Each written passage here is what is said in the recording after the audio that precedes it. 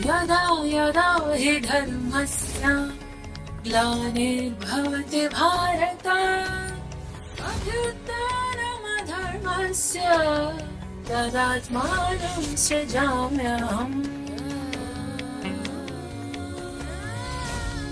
यदा यदा हि धर्मस्य ग्लानिर्भवति भारत अभ्युत्थानमधर्मस्य तदात्मानं सृजाम्यहम्।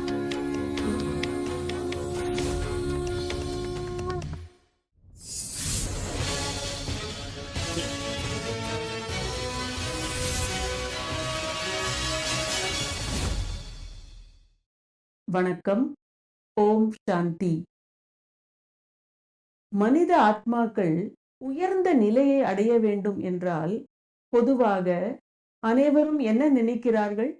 நாம் அனைத்தையும் துறந்த முனிவர்களாகி காட்டுக்கு போய் நாம் இறைவனை தவம் செய்ய வேண்டும். அப்பொழுதுதான் பரமாத்மா நம்மை பந்தங்களிலிருந்து விடுவிப்பார்.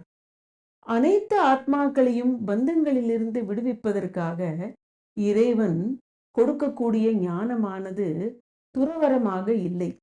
இறைவன் அர்ஜுனர்களாகிய நமக்கு கொடுக்கும் ஞானம் இல்லற வாழ்க்கையிலேயே இருந்து நாம் அனைத்து விதமான பந்தங்களிலிருந்து மனதை எப்படி விடுவிப்பது, கர்மங்களின் மூலம் கர்மங்களாலேயே பந்தங்களை எப்படி அறுப்பது, இப்படி பலவிதமான ஞானத்தை இறைவன் நமக்கு கொடுக்கிறார்.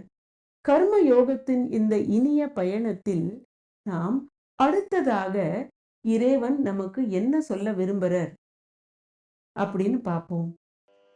தஸ்மாத் அசக்த சததம் காரியம் கர்ம சமாச்சர. தஸ்மாத் அசக்த சததம் காரியம் கர்ம சமாச்சர. அசக்தோ ஹ்யாச்சரன் கர்ம பரமாப்னோதி பூருஷः. அசக்தோ ஹ்யாச்சரன் கர்ம பரமாப்னோதி பூருஷः. தஸ்மாத் ஆகையால் அசக்த சததம் காரியம், நீ செய்யக்கூடிய ஒவ்வொரு கர்மமும் பற்றற்ற நிலையில் இருந்து செய்ய வேண்டும். ரொம்ப அழகா இறைவன் இந்த பற்றில்லாமல் செய்யக்கூடிய விஷயங்களையே ஒவ்வொரு விதமாக நமக்கு மாற்றி புரிய வைக்கிறார். அசக்தோ ஹ்யாச்சரன் கர்ம, யார் பற்று இல்லாத நிலையில் இருந்து கர்மங்களை செய்கிறார்களோ பரமாப்னோதி பூருஷா, அவன் மிகவும் உயர்ந்த நிலையை, பரம் அப்படின்னா மிக உயர்ந்த நிலையை அடைவான். அப்போ கர்மங்களை துறந்து உயர்நிலையை அடைய வேண்டும் என்ற அவசியம் நமக்கு இல்லை. பற்றற்ற வாழ்வு எனக்கு வேண்டும் அப்படின்னு சொல்லக்கூடிய மனிதர்கள் ரொம்ப ஆச்சரியமான விஷயம் என்ன அப்படின்னா, இறைவன் கிட்ட சொல்லுவாங்க, கடவுளே இந்த சம்சார பந்தத்திலிருந்து என்னை விடுவித்திடு அப்படின்னு சொல்லுவாங்க. பற்றே எனக்கு வேண்டாம், எனக்கு இந்த ஒரு இல்லற மார்க்கத்துல இருந்து இவ்வளவு பந்தங்களுக்கு நடுவில் நான் எப்படி வாழ்வது, என்ன இதிலிருந்து விடுவிச்சிடு அப்படின்னு சொல்லுவாங்க. ஆனா ஒரு சின்ன நோய் வந்தா கூட அங்கிருந்து விடுபட்டு ஆன்மா இந்த உடலை விடுறதுக்கு விரும்புறதே இல்லை. அப்ப என்ன நினைப்பாங்க அப்படின்னா, கடவுளே இன்னும் ஒரு 10 வருஷமாவது நான் உயிரோடு இருக்கணும், எப்படியாவது செஞ்சு என்னுடைய நோயை குணப்படுத்தினேன். நேத்தி வரைக்கும் சொல்லியிருப்பாங்க எனக்கு இந்த சம்சார பந்தத்திலிருந்து விடுதலை வேணும்னு. ஆனா அடுத்த நாள் நோய் வந்த நிமிடமே என்ன சொல்லுவாங்க, நான் இங்கிருந்து போகக்கூடாது, எப்படியாவது என்ன சரி செய். இதுதான் மனித சுபாவமாக இருக்கு.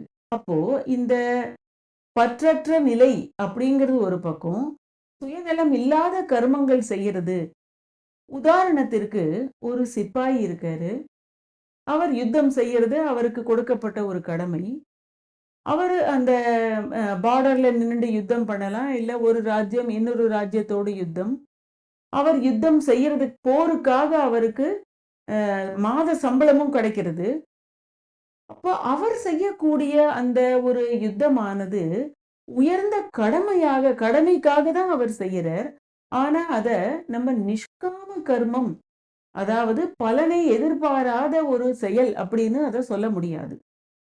ஆனா ஒரு முனிவர் செய்யக்கூடிய, அனைத்தையும் துறந்தவர் அல்லது ஞானி செய்யக்கூடிய கர்மத்திற்கும் இந்த சிப்பாயி செய்யக்கூடிய கர்மத்திற்கும் என்ன வித்தியாசம் அப்படின்னா, அந்த ஞானியாக இருக்கக்கூடியவன் கடமையையே செய்தாலும் அனாசக்த நிலையில இருந்துதான் அவன் செய்வான்.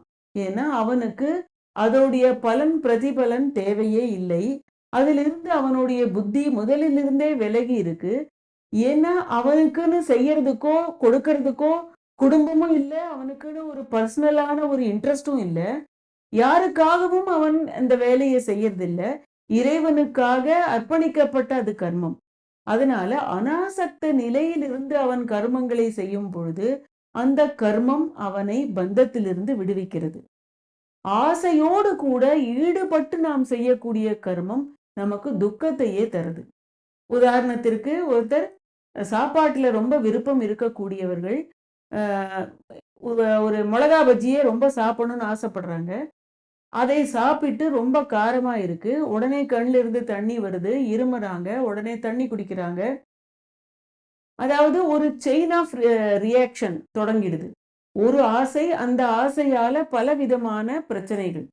அதனால ஈடுபாட்டோட நாம செய்யக்கூடிய கர்மம், முழுகி இந்திரியங்களோட இச்சையில மூழ்கி நாம செய்யக்கூடிய கர்மம் மனித ஆத்மாக்களை பந்தத்திலிருந்து விடுவிக்காது. அப்போ கர்மங்களுடைய இஃபெக்ட் நிச்சயமாக உண்டு. அதோடைய இஃபெக்ட் நம்ம மேல வராம இருக்கிறதுக்கான முயற்சி நமக்கு தேவை. இப்போ மேனேஜ்மெண்ட்ல கூட நிறைய இந்த மாதிரி லெசன்ஸ்லாம் எடுப்பாங்க. நாம எதுக்குமே ரியாக்ட் பண்ணக்கூடாது, ஆக்ட் பண்ணணும். அப்போ ரியாக்ஷன் தான் பொதுவா இன்னைக்கு மக்கள் பண்றாங்க. ஆக்ஷன் பண்றவங்க கொஞ்சம் பேர். ரியாக்ஷன் அப்படின்னா ஏதாவது ஒண்ணு நடக்குதுன்னா உடனே அவங்க மூட் ஆஃப் ஆயிடும், உடனே அதுக்கு ரியாக்ட் பண்ணுவாங்க, உடனே அதுக்கு தன்னுடைய ஒரு கருத்தை தெரிவிக்கிறதோ, இல்ல எதிராளி ஒண்ணு சொல்றாங்கன்னா அதுக்கு பின்னாடி எத்தனையோ காரணம் இருக்கலாம், அதுக்கு நமக்கு தெரியாம இருக்கலாம், ஆனா அவங்க ரியாக்ட் பண்றாங்க. ஆக்ட் பண்றது ரொம்ப குறைவான பேர் தான். உதாரணத்திற்கு ஏதோ நம்ம போயிட்டு இருக்கோம், நாய் கொலைக்குதுன்னா நாம திருப்ப நாயை பார்த்து கொலைக்க போறோமா என்ன? இல்ல.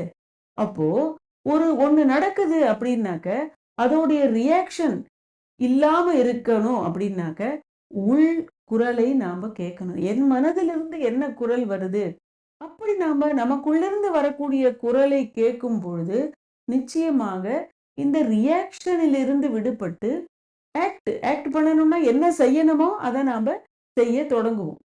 அப்போ பரமாத்மா நமக்கு நிறைய இந்த கர்மங்களுடைய விஷயங்களை சொல்லித்தராரு. ஒரு முக்கியமான ஒரு விஷயம் என்ன அப்படின்னாக்க, நான் நிமித்தமானவன், என்னுடையது இல்லை, ஆனா நான் நிமித்தமாக இருந்து கர்மங்களை செய்யும் பொழுது என்னுடைய பழைய கர்ம கணக்கு நடுவுல வரும். அந்த கர்மாவுடைய கணக்கு நான் நிச்சயமாக முடிக்கணும். ஏன்னா இந்த நிமித்தமான செய்யக்கூடிய கர்மங்கள் நமக்கு நிச்சயமாக பந்தத்திலிருந்து நம்மளை விடுவிக்கும். அப்போ புதியதாக நான் எந்த விதமான கர்ம பந்தத்தையும் என்னோடும் சரி, என்னை சுற்றி இருப்பவர்களோடும் இயற்கையோடும் நிச்சயமாக நான் உருவாக்க கூடாது. அப்போ இந்த கர்ம பந்தத்தை நாம உருவாக்காம இருந்து செயல்களை செய்யும் பொழுது நமக்கு அதோடைய இஃபெக்ட்லயும் நாம வரதில்லை, ஆன்மா சக்திசாலியாக ஆறுது. இப்ப இன்னொரு உதாரணத்திற்கு, ஒருத்தர் பிக்ஷை வாங்கி பழைக்கிறாரு. அவங்க ஒரு சன்னியாசிகள் பொதுவாக வீடு வீடா போய் பிக்ஷை எடுப்பாங்க. 4 வீட்டுல போய் அவங்க பிக்ஷை எடுத்தா ஒரே பாத்திரத்துல தான் அவங்க பிக்ஷை வாங்குவாங்க. என்ன கிடைக்குதோ அந்த உணவை கலந்து அவங்க சாப்பிடுவாங்க. வேற வேற உணவா இருந்தாலும் அவங்க புலன்களுடைய இச்சைக்கு உட்பட்டு அதை தனித்த எப்படி சாப்பிடுறது அதை அப்படின்னு யோசிக்க மாட்டாங்க. உயிர் வாழறதுக்காக தான் நான் சாப்பிடணும் அப்படிங்கிற ஒரு மனநிலையில அவங்க அந்த உணவை கலந்து சாப்பிட்டுருவாங்க. அப்படி சாப்பிடும் பொழுது கூட, உண்ணும் பொழுது கூட உணவு அளித்த பரமாத்மாவை நீ மறக்காதே. அனாசக்த நிலையில இருக்கும் பொழுது நம்மால இந்த ஒரு ருசிக்கு அப்பாற்பட்டு மனதை எடுத்துக்கிட்டு போய் இந்த உணவை உண்டு உயிர் வாழ முடியும். மாறாக 36 வகை உணவு நம் முன்னாடி இருந்தாலும் நாம் இறைவனையே நினைக்காமல், அளித்தவரை நினைக்காமல், நன்றி சொல்லாமல் அந்த உணவையே உண்டு புலன்களின் இச்சையை படுத்துவதற்காக இந்த செயல்களை செய்யும் பொழுது அந்த கர்மம் நம்மை பந்தத்திற்கு உட்படுத்தக்கூடும். அப்போ ஏற்கனவே நம்ம இதை பத்தி கூட பார்த்தோம். 2 விதமான மக்கள் இருக்காங்க. ஞானம் கிடைத்த பிறகு என்ன செய்வாங்க அப்படின்னா, ஒரு விதமான ஒரு டைப் ஆஃப் பீப்புள் என்ன பண்ணுவாங்க அப்படின்னாக்க, அவங்க ஏற்கனவே செஞ்சுட்டு இருக்கிறதையே தொடர்ந்து செய்வாங்க. ஆனா அவங்களுடைய மைண்ட் செட் மாறிடும். அவங்களுக்கு எல்லா விஷயமும் புரிஞ்சதுனால பந்தத்துல வராம, பற்று இல்லாம அவங்க கர்மங்களை செய்வாங்க. இன்னொரு செட் ஆஃப் பீப்புள் என்ன பண்ணுவாங்க, எனக்கு ஞானம் கிடைச்சிடுது அப்படின்னாக்க எல்லாத்தையும் தியாகம் செஞ்சிடுவாங்க. பக்தியும் அவர்கள் செய்வதில்லை. அதன் சடங்கு சம்பிரதாயங்கள்ல இருந்தும் அவங்க விடுபட்டுறாங்க. அதனால அது தவறா அப்படின்னு கேட்டா அதுவும் கிடையாது. ஏன்னா அவங்களுக்கு அந்த தியாக மனப்பான்மை வந்த பிறகு இந்த சடங்கு சம்பிரதாயங்கள் எதுக்கு செய்யறாங்க அப்படின்னா ஏதோ ஒரு மோட்டிவோட ஒண்ணுத்த அடையறதுக்காக செய்யறாங்க. இப்பதான் நம்ம பாக்குறோம், இதுல அடையவோ துறக்கவோ எதுவும் இல்லை. அப்போ அவங்க இந்த ஒரு சடங்குகளை, வேதத்துல கூறப்பட்ட அந்த சம்பிரதாயங்களை கடைபிடிக்கணும்னு அவசியமா அப்படின்னு கேட்டா தேவையில்லை. உதாரணத்திற்கு ஒரு கர்ம காண்டி, அதாவது கர்மங்களையே செய்து இந்த வேதத்துல இவங்களுக்கு இப்படி சொல்லியிருக்கு, இவங்களுக்கு இப்படி சொல்லியிருக்கு, இப்படிப்பட்ட ஒருத்தன் ஒரு சந்நியாசியை பார்த்து கேள்வி கேட்கிறான். உங்களுக்கு எல்லாமே தெரியும், ஆனாக்க நீங்க ஏன் இந்த தினசரி செய்யக்கூடிய நித்திய கர்மாக்கள் இருக்கு இல்லையா, சந்தியாவந்தனம், காயத்ரி ஜபம், இந்த ஹோமம் பண்றது, இதெல்லாம் நீங்க ஏன் செய்யறது இல்ல? எல்லாம் தெரிந்த நீங்களே இப்படி செய்தீங்க அப்படின்னாக்க உங்களை ஃபாலோ பண்ணக்கூடியவங்க என்ன நினைப்பாங்க, இதையே நீங்க செய்யறது இல்ல அப்படின்னு கேட்பாங்க. அதுக்கு அந்த ஒரு கர்மகாண்டியானவர் கேட்பாரு. அதுக்கு அவர் என்ன பதில் சொல்வார் அப்படின்னாக்க, ஒரு உதாரணத்துக்காக தான், பொதுவா அவங்களெல்லாம் அந்த யாராவது வீட்டுல குடும்பத்துல இறந்துட்டாக்க தீண்டல் வந்துருது அப்படின்னு சொல்லுவாங்க. யாராவது குடும்பத்திலேயே ஒரு குழந்தை பிறந்தாலும் அப்பையும் தீண்டல்னு சொல்லுவாங்க.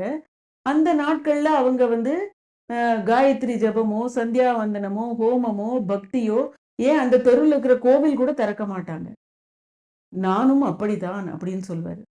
அப்ப அவர் கேட்பாரு, உங்களுக்கு என்ன குடும்பம், யார் இறந்தா என்ன, யார் பிறந்தா என்ன, உங்களுக்கும் அதுக்கும் என்ன சம்பந்தம் அப்படின்னு கேட்பாரு. அப்ப அதுக்கு சொல்லுவாரு, எனக்குள்ள இருந்த அந்த பொருள்வாதம், அதாவது பௌதீகத்தன்மை, இது வேணும் அது வேணும் அப்படின்னு ஒரு மெட்டீரியலிஸ்டிக் புத்தி இருந்தது, அது இறந்து போச்சு. அதனால நான் இந்த பூஜை புனஸ்காரங்கள் சடங்கு சம்பிரதாயங்கள் செய்யணும்னு அவசியம் இல்லை. அப்ப என்ன பிறந்தது அப்படின்னு கேட்டா, எனக்குள்ள ஒரு டிவைன் லவ், இறைவனுக்காக ஒரு உயர்ந்த அன்பு எனக்குள்ள உருவாயிடுது. அதனால நானு இந்த சம்பிரதாயங்கள் இருந்து என்னுடைய புத்தி விலகி போயிடுது அப்படின்னு சொல்வாரு. அப்போ இந்த புத்தர் ஒரு வாட்டி இந்த மாதிரி ஞானம் கொடுக்கும் பொழுது ரொம்ப அழகான சில விஷயங்களை சொல்வார். ஒரு கூட்டத்துல அவர் பேசிக்கிட்டு இருப்பாரு. அப்ப சொல்வாரு, நீ ஞானம் உனக்கு கிடைச்சிடுது. ரொம்ப ஒரு ஆழ்ந்த ஞானத்தை ஒருவன் கிடைத்து அனுபவம் செய்த பிறகு 2 விஷயம்தான். ஒண்ணு, நீ எதுவுமே செய்யாத, இல்ல நீ பிறருக்கு உதவக்கூடிய வாழ்க்கை நீ வாழ். அதுதான் அர்த்தமுள்ள வாழ்க்கையா இருக்கும். ஏன்னா உனக்காக நீ இனிமே வாழணும்னு அவசியம் இல்லை. அப்போ நீ தான் தேர்ந்தெடுக்கணும். ஒண்ணு எதுவுமே செய்யாம நீ இருக்கணும், இல்ல நீ உலக நன்மைக்காக வாழணும். அப்போ ரொம்ப அழகான விஷயம் இது. இதை பத்தி இன்னும் நம்ம தொடர்ந்து பார்க்க தான் போறோம். அப்ப பரமாத்மா அர்ஜுனனுக்கு எதை பரிந்துரைக்கிறார், எதை ரெக்கமெண்ட் பண்றார் அப்படின்னு பார்த்தா, அர்ஜுனனுக்கு என்ன சொல்றார் அப்படின்னா, தொடர்ந்து நீ கடமையை செய், உன்னை உலகம் பின்பற்றும். அதனால உனக்கு அர்ஜுனன் ஞானியாக தன்னை காட்டிக்கொள்ளவில்லை, ஆனால் அர்ஜுனனுக்குள்ள முழு ஞானமும் இருந்தது. நம் தரப்பில் இருந்துதான் அர்ஜுனன் இறைவனிடம் கேள்வியே கேட்கிறான். அப்போ அதனால பரமாத்மா அர்ஜுனனுக்கு என்ன சொல்றார் அப்படின்னாக்க, நீ என் தொடர்ந்து கடமையே செய் அப்படின்னு சொல்றார். அப்போ இதுல இன்னொரு ஒரு விஷயம் என்னன்னாக்க, ஒரு ஞானி இருக்கான், ஞானம் கிடைச்சிடுது, ஆனா ஞானத்தோடைய படிகள் நிறைய இருக்கு. அப்போ அந்த ஞானத்தை தனக்குள்ள உள்வாங்கி அதை அவன் கடைபிடிக்கும் பொழுதுதான் அவனுடைய மனநிலை உயரும். அப்ப அறவுரை ஞானி அப்படின்னு சொல்றோம் இல்லையா? ஞானம் எனக்கு கிடைச்சுடுத்து, நான் இன்னும் அத தாரணை செய்யல வாழ்க்கையில அப்படின்னாக்க, அப்ப நான் எல்லா கர்மங்களையும் துறந்துட்டேன் அப்படின்னா என்ன ஆகும் அப்படின்னா, அப்போ அந்த ஞானியுடைய நிலையானது சந்நியாசியாகவும் இருக்காது, குடும்ப வாழ்க்கையில் இருக்கிறவனை போலவும் இருக்காது. ஏன்னா அவனுக்குன்னு செய்யறதுக்கும் ஒண்ணும் இல்ல. ஒரு ஜடம் போல அவன் வாழத் தொடங்கிடுவான். அவன ஒரு சோம்பேறியாக மாறுவதற்கான வாய்ப்புகள் அதிகம். அதனால இங்க ஞானி ஆனா போராது, ஞானத்துடைய குவாலிஃபிகேஷனை நோக்கி நாம் முயற்சிகளை கட்டாயம் செய்ய வேண்டும். ஓம் சாந்தி.